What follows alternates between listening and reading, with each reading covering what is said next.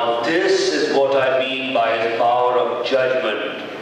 He would examine thoroughly before he decided to accept anything.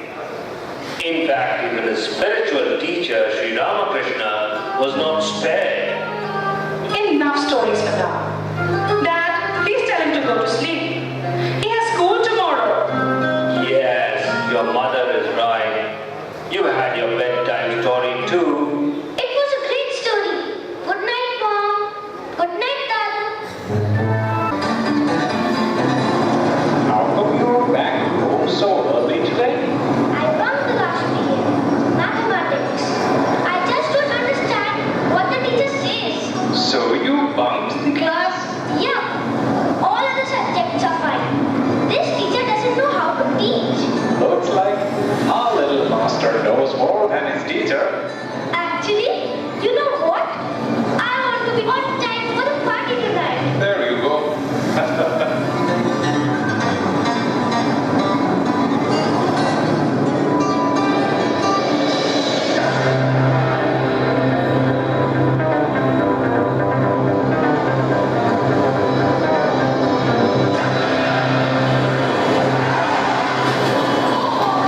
Oh my God!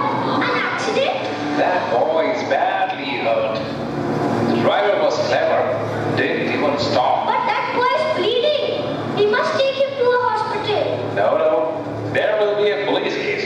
We better not get involved. It's none of our business. But he's bleeding so heavily. I know. But what can we do? It's his karma, his fate. Weren't you in a rush to get to a party? I was, but Then let's go. You're home early today. Oh, I know. It's your best friend's birthday party. Hiya, get ready. Mom, I don't want to go. How come? You've been so excited about it. See, Dad, he's been going on and on about this birthday party. Yesterday, he insisted that I buy him a special birthday gift for his friend. And now he says he won't go to the party. I don't understand your darling grandson. What happened, Naren? Why are you so sad? Did someone scold you? No, Dadu, but we saw an accident. A jeep hit a boy and sped away without stopping. Oh dear. What happened next? I told the driver to take him to a hospital, but he refused. Oh, why? He said there would be a police case. He also said that it was a boy's karma. How foolish. Think about it, Naren. If the accident was the result of the poor boy's karma, what will be the result of our karma of running away when we should have helped him? But the driver didn't act. So how can there be any result? Of course he did, Naren. Your driver uncle forgot that his decision of leaving the victim on the road instead of taking him to a hospital is an action. It is karma. Karma is not just physical work. Even the decisions you make are karma. That does make sense. I was thinking what Naren would have done if in my place.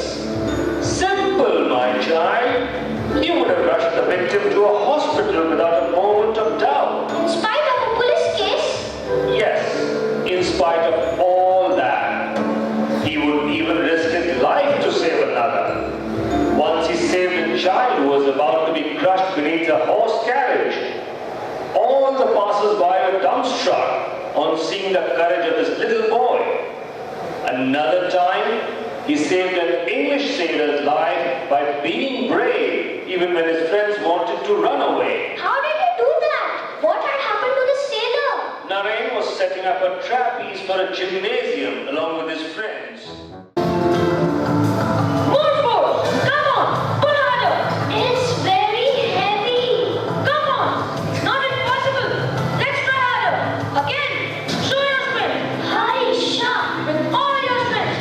High sharp. Now once again! High sharp. Oh, Naren, we cannot do this. It's just too heavy. Hello, boys. Need some help? Thank you, Uncle. Come now, everyone. Let's go for it again. Show your strength. Hi, Sha. With all the strength. Hi, Sha. Here we go. Hi, Sha.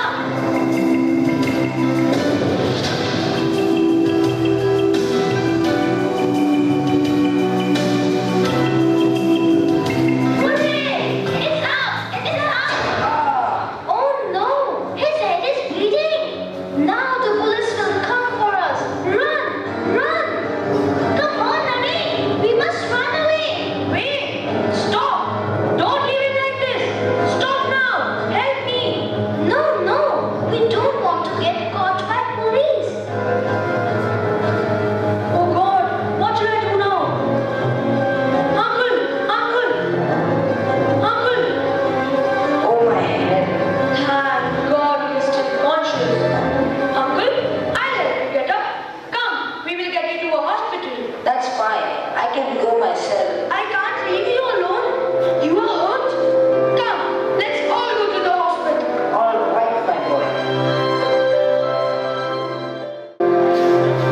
Did you see how heroic Narendra was even from childhood? Yes, what he did, it was so brave. So you see, not only did the boy have good judgment, but also he had the courage to act on what he knew was right.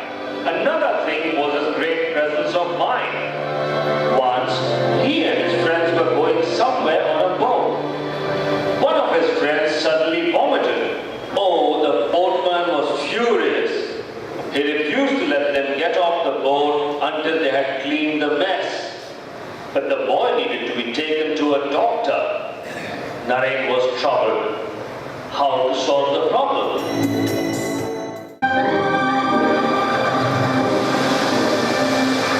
What's the matter? You don't look well at all. Naren, I don't feel well. My stomach is churning. Don't worry. When we get to the shore, we will go to a doctor. Shall I rub your back? No.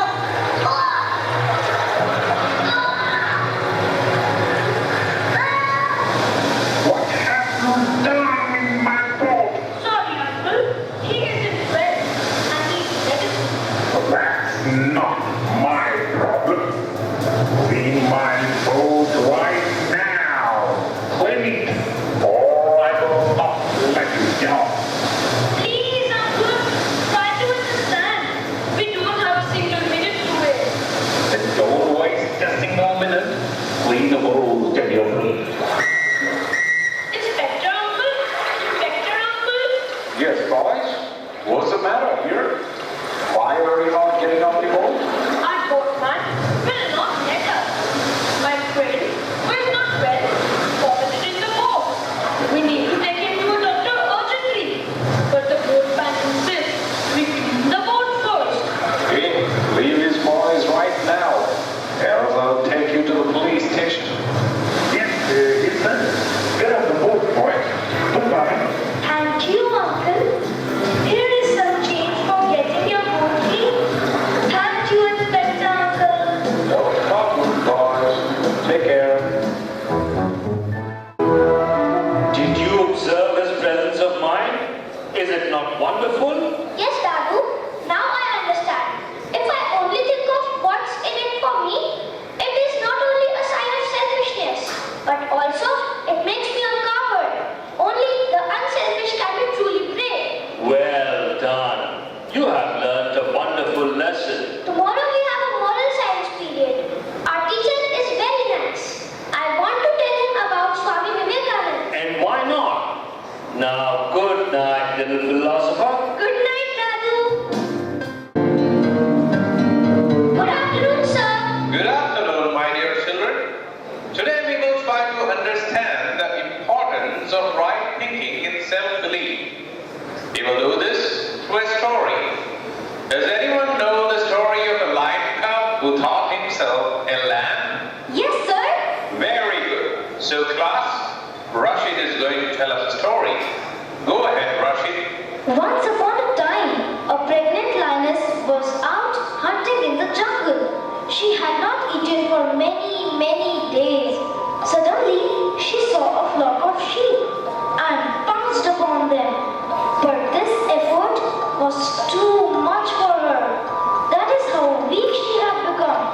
She gave birth to her lion cub and died.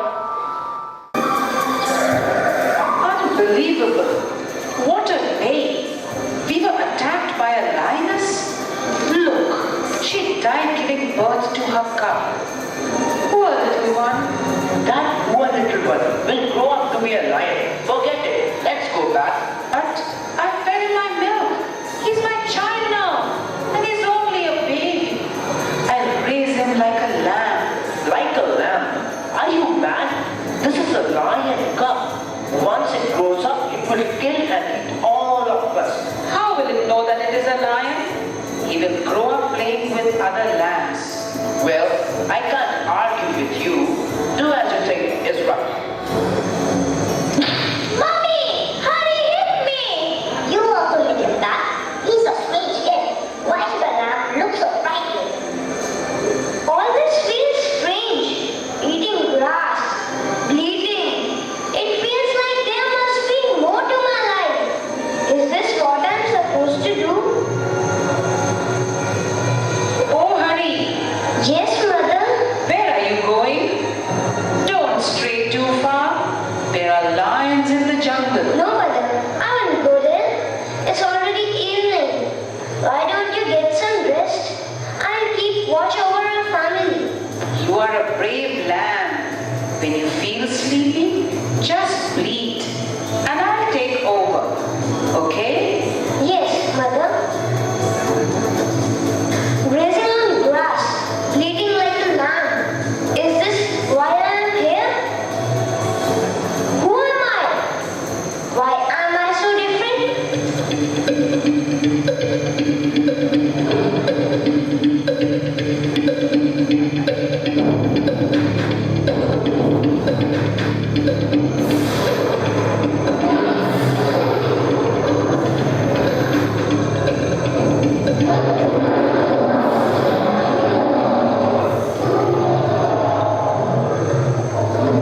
What was that?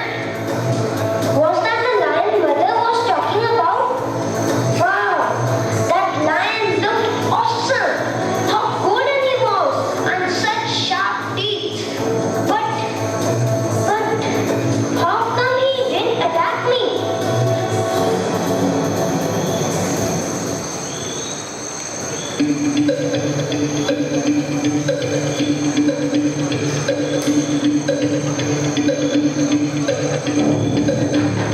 Hey, what's up, kid?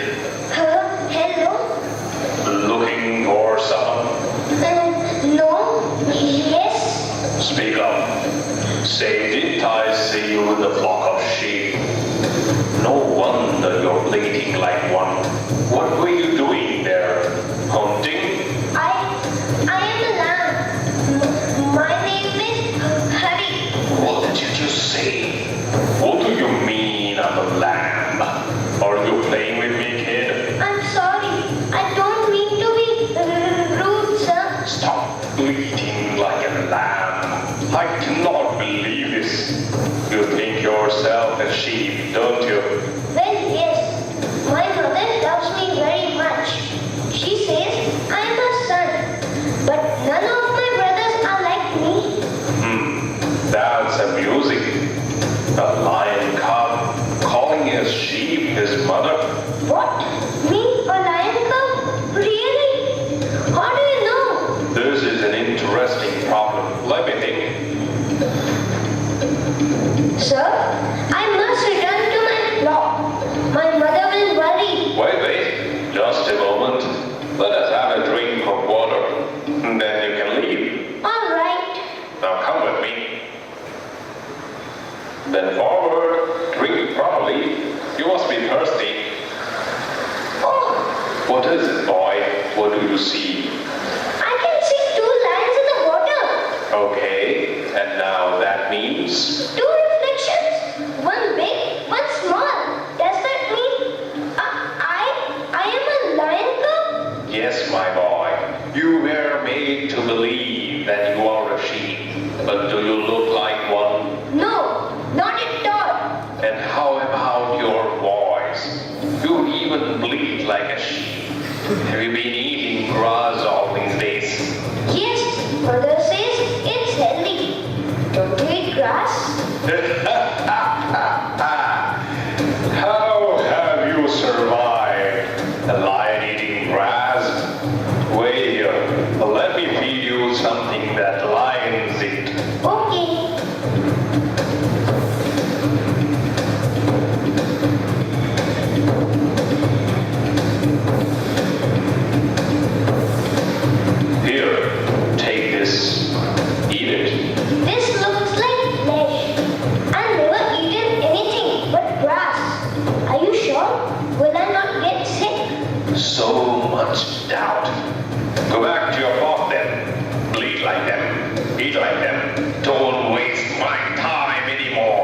No, I will try.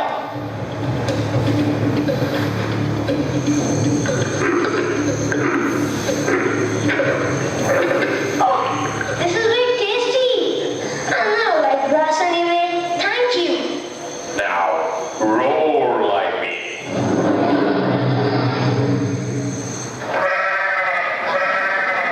You fool.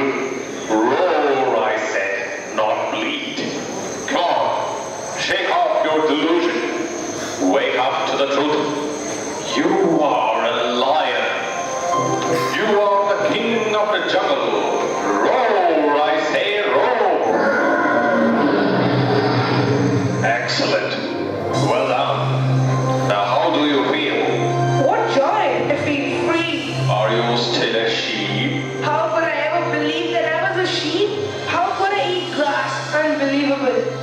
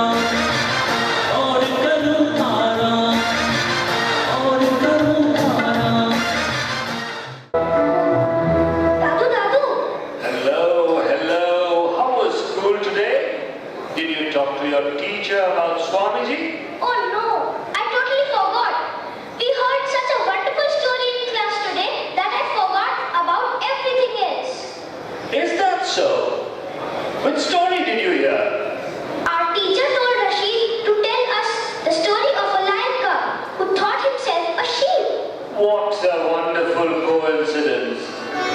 You may not have talked about Swamiji, but you were all listening to him.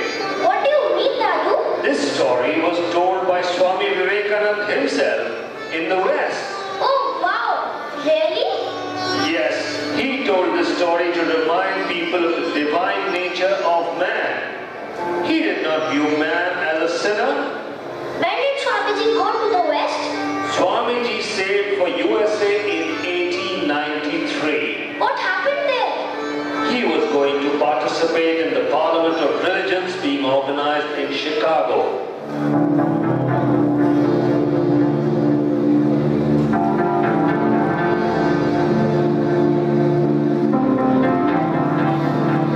I traveled all over India, but it was agony to me, my brothers, to see with my own eyes the terrible poverty of the masses, and I could not restrain my tears.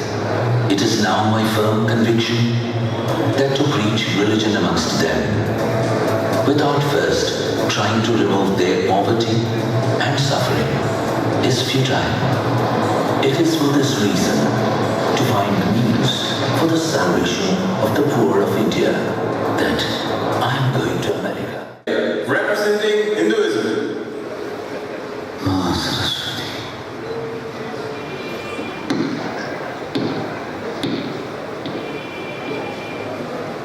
Sisters and brothers of America.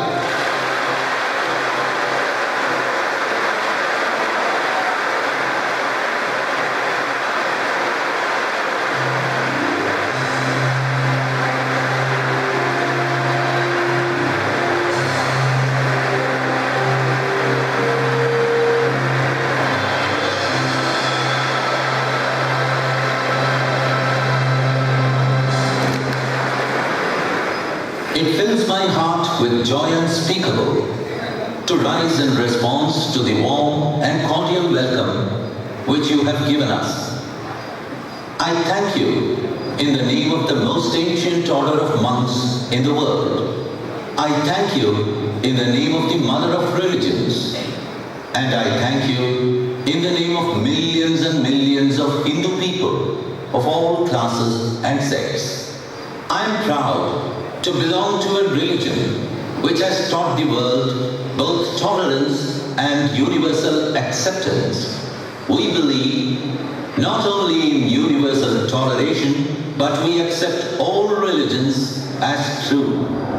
Sectarianism, bigotry, and its horrible descendant, fanaticism, have long possessed this beautiful earth.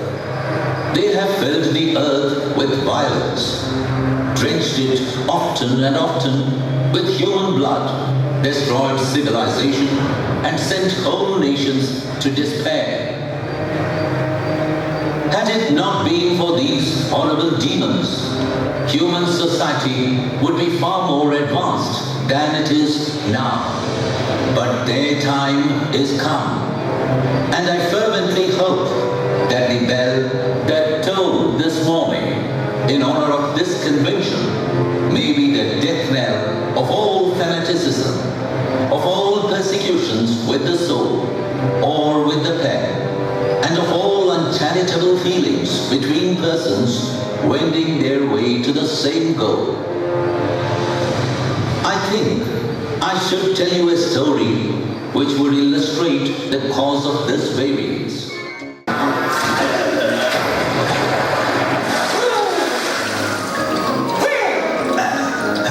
Hello. What are you doing here in my well? My friend, sorry to trouble you. I had no intention to come here, but I lost my way and accidentally fell into this well. But where are you from? I come from the sea. From the sea? What is that? How big is the sea? Oh, you've never seen the sea. How can I describe it to you? Is it as big as my well? My friend, how do you compare the sea with your little well? Is your sea so big? What nonsense you speak, comparing the sea with your well. There can be nothing bigger than my well. I don't believe you. You are a liar.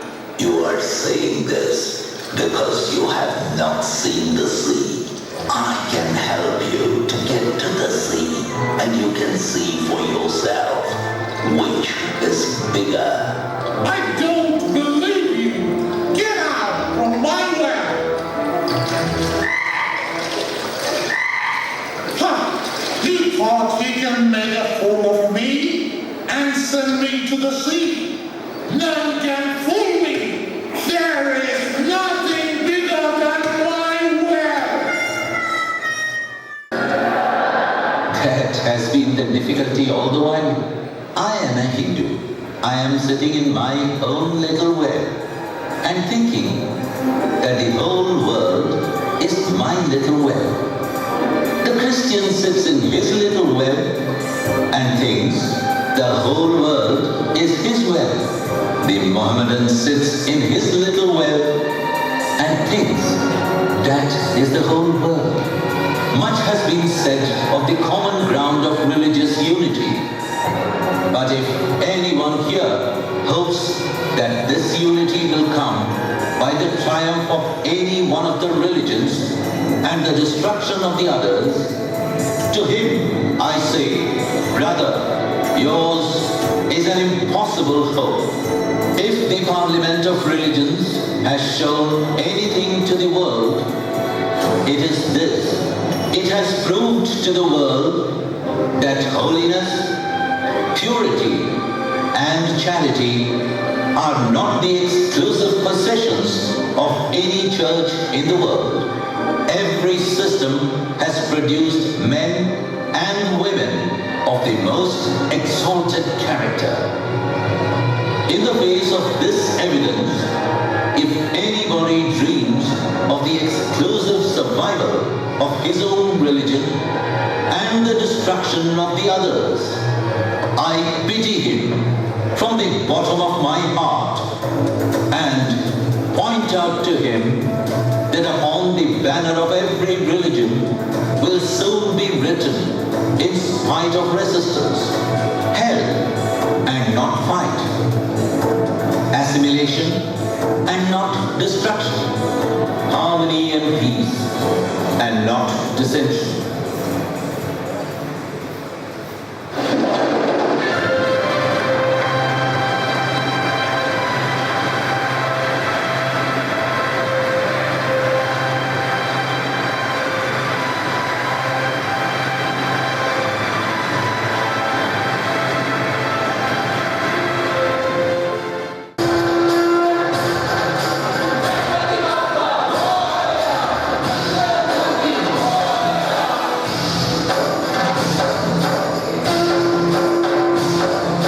Sadhu, what are they going to do with that idol? They are worshipping Lord Ganesh.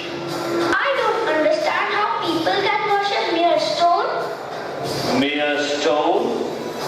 Through the idol, people are worshipping God and not that stone. Someone once said the same to Swami Vivekananda. Who, Sadhu? And what did Swamiji say? Once, the Maharaja of Alwar expressed these doubts about idol worship in front of Swamiji. Well, Swamiji Maharaj, I have no faith in idol worship. I really cannot worship wood, earth, stone, or metal like others. What do you say? Whose painting is this? It is our Maharaja. Spit on it. Any one of you may spit on it. What is it but a piece of paper? What objection can you have against doing so? Spit on it, I say. Spit on it. What, Swamiji? What are you asking me to do? This is the likeness of a Maharaja. How can I do such a thing? Be it so, but the Maharaja is not bodily present in this painting. This is only a piece of paper. And yet, all of you refuse to spit on it? Because you see in this photo the shadow of the Maharaja. Indeed, in spitting on the photo, you feel that you insult your master. I have traveled in many places, but nowhere have I found a single Hindu worshipping an image, saying, "O stone, I worship thee. O metal, be merciful to me." Every one Maharaja is worshipping the same one God, who is the Supreme Spirit, the soul of pure knowledge. And God appears to all according to their understanding and their representation of Him. Diwanji, never have I come across such a great soul. Make him stay with you for some time. Naren, where are you going? A big accident on the highway. Many have been seriously injured. I must rush. At this time of the night? It's not safe, Naren. What if something happens to you? Don't worry, Mom. Nothing will happen. And my friends are also coming. Oh, please take care of yourself. Yes, I will. Where is Naren going? Some accident on the highway and the boy must take care of everyone. I'm worried sick. Nothing will happen to him. He can take care of himself. I understand, but still. Do you remember all those years ago you'd asked me why I had named him Naren? 15 years ago. You really have transformed him into a junior Vivekananda. His only concern now is the welfare of others. He never stops to think about his own welfare. It makes me so nervous. His talk of renunciation and sacrifice. I don't know what to do. What will become of him? My dear, whatever path he chooses, he will shine as long as he has this attitude of self-sacrifice. Weren't you telling him a story the other day? Of birds who sacrifice themselves for guests? Oh yes, that one. It was told by Swami Vivekananda to show that mom or householder, each is great in his own place. us sit down. While we wait for Naren, I will tell you the story. Once there was a king who used to ask every monk who came to his palace a single question. Who is greater, a world-renouncing monk or an ideal householder? If the monks could not successfully prove their answers, they were forced to marry and become householders. One day, a wandering monk appeared in the king's court. He said to the king,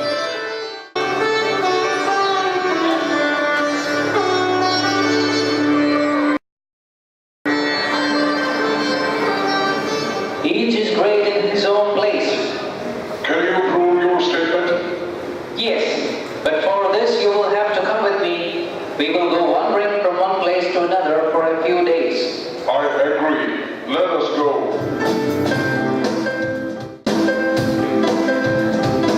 Where are we going? I do not know, but I feel we have crossed the border of another kingdom.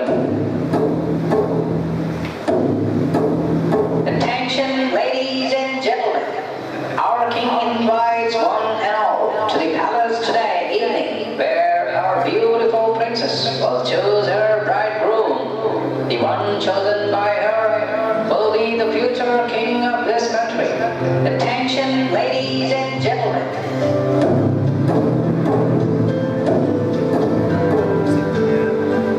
Come, we are going to that palace.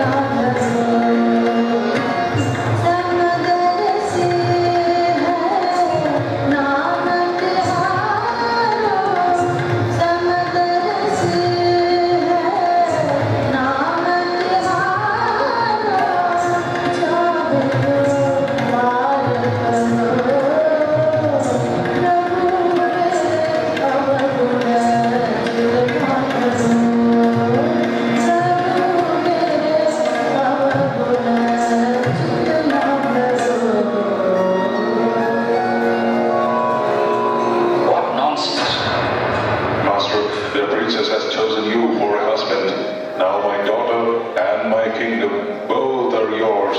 Whose has been? What kingdom? I do not care for either. Stop! Father, please stop him! I can't live without him! Somebody, please stop him!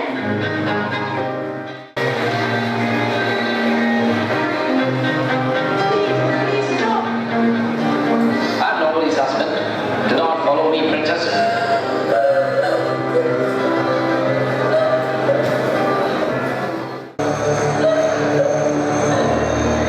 Oh God, where am I? What do I do now? Please don't cry.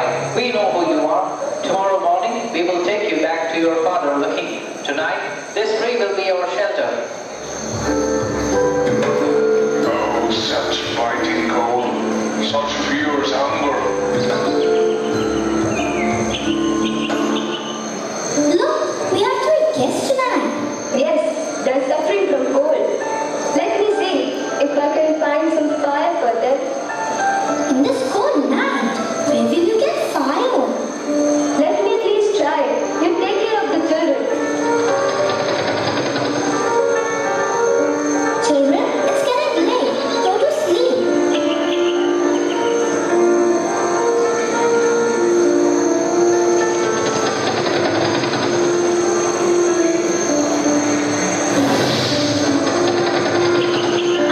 You are back. I was afraid.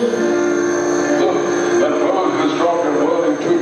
Let us have some sticks and leaves. It was watching us from above. Blessed bird. At least now they have some relief from the cold. But what about food? On a night like this, where can we find food for them? Where else? Let me sacrifice my body. What?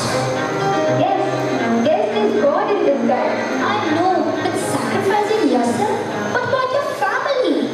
Be brave, my dear. God will look after you all. Farewell.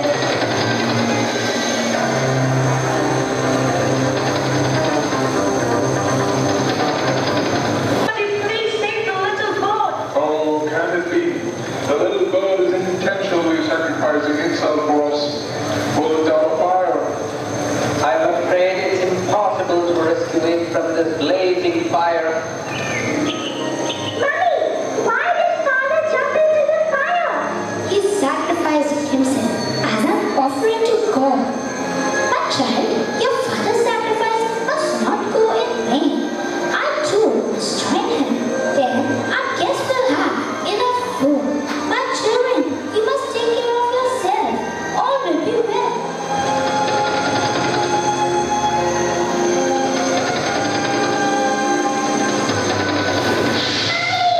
Oh no! One more God has sacrificed itself for us. Oh God, the fire is blazing. We must put it out. Let us call on our parents and offer ourselves too. Yes, let us go.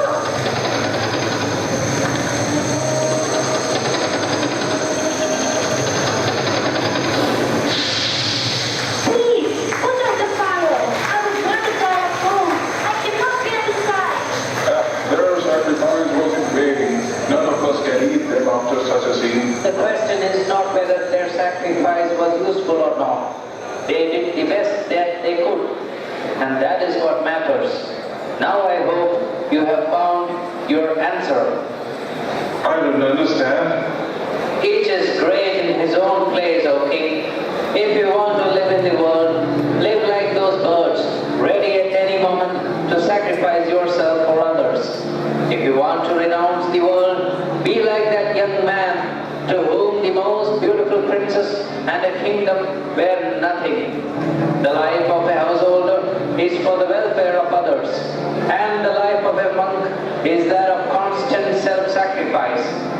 Each is great in his own place, but the duty of one is not the duty of the other. The watchword of all well-being, of all moral good is not I, but thou. Who cares whether there is a heaven or a hell? Who cares if there is a soul or not? Who cares if there is an unchangeable or not? Here is the world, and it is full of misery. Go out into it, as Buddha did, and struggle to lessen it or die in the attempt. Forget yourselves. This is the first lesson to be learned, whether you are a theist or an atheist, whether you are an agnostic or a Vedantist, a Christian or a Mohammedan. The one lesson obvious to all is the destruction of the little self and the building up of the real self. This life is short. The vanities of the world are transient.